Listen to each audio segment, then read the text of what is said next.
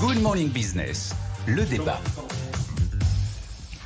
Jean-Marc, bonjour. Bon retour dans la matinale de BFM Business. Bonjour Nicolas. Récession et inflation, est-ce l'avenir de l'Amérique ce matin ? Alors, je pense qu'effectivement, la question qui se pose a une réponse assez naturelle. La réponse est oui. C'est-à-dire, on va vers une période probable de stagflation.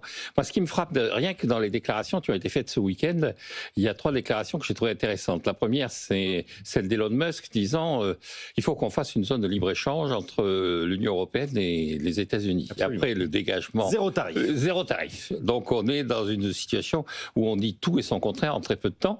Avec, deuxième déclaration intéressante, celle du gouverneur de Californie, Gavin Newsom, qui a dit, écoutez, moi je suis la 5e économie mondiale, je pense que la politique qui va être menée va conduire, pour répondre à votre question, à davantage d'inflation et à une récession, à une stagflation, donc je n'appliquerai pas cette politique.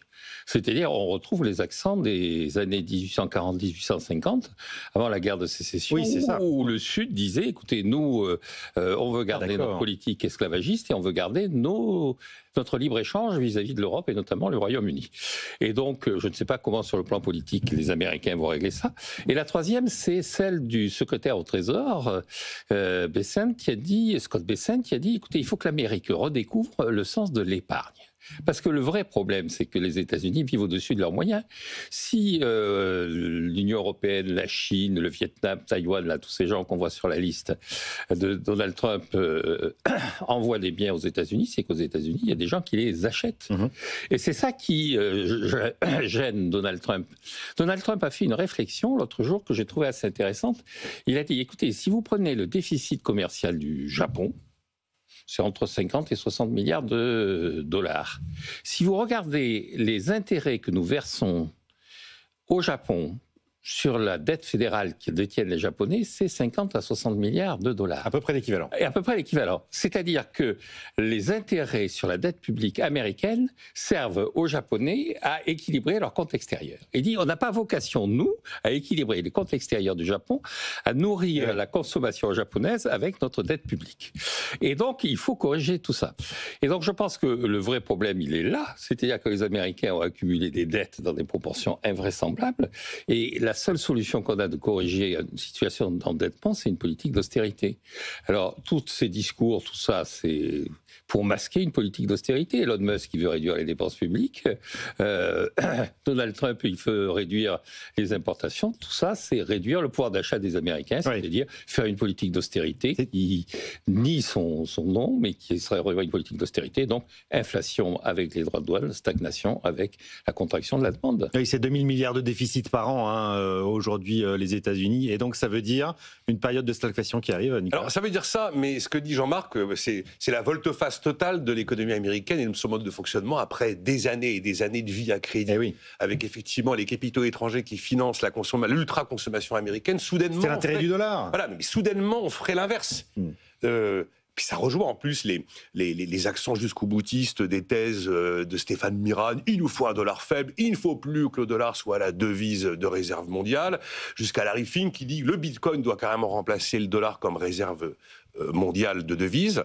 Le truc, c'est que on peut imaginer qu'effectivement l'Amérique décide de faire tout autre chose, d'aller dans une direction totalement inverse de plusieurs décennies de politique et de choix économiques aux États-Unis. Sauf que là, la violence des droits de douane, ça laisse pas le temps de faire volte-face. Ça laisse pas le temps de modifier de fond en comble le mode de fonctionnement des États-Unis. Et alors, j'ai regardé à peu près toutes les déclarations des économistes. Ils vous parlent tous de récession. Ils vous parlent tous d'un risque de stagflation. Et notamment, le plus grand spécialiste de la tech aux États-Unis, qui s'appelle Dan Ives, qui est très célèbre là-bas et d'ailleurs connu pour son ultra-optimisme. Alors, il a pris la plume vendredi. Il parle d'apocalypse économique des droits de douane.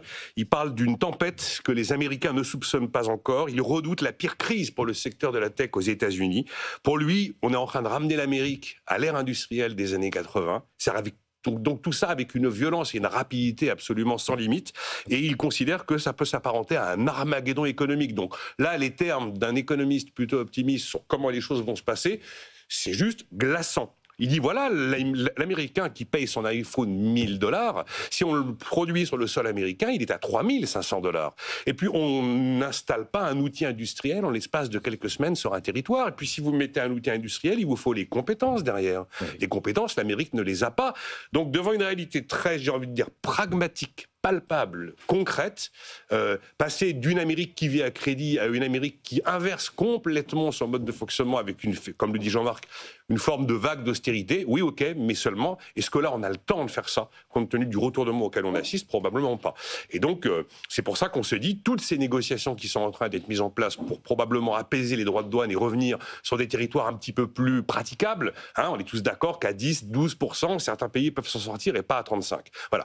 On a les déclarations en tout genre. Alors, il y avait la déclaration de Musk qui voudrait du zéro droit de douane entre les USA et l'Europe. Et puis, vous avez la déclaration de Kevin Hassett, qui est le conseiller économique à la Maison-Blanche, qui dit qu'il y a plus de 50 pays actuellement en négociation avec les États-Unis. Vous avez M.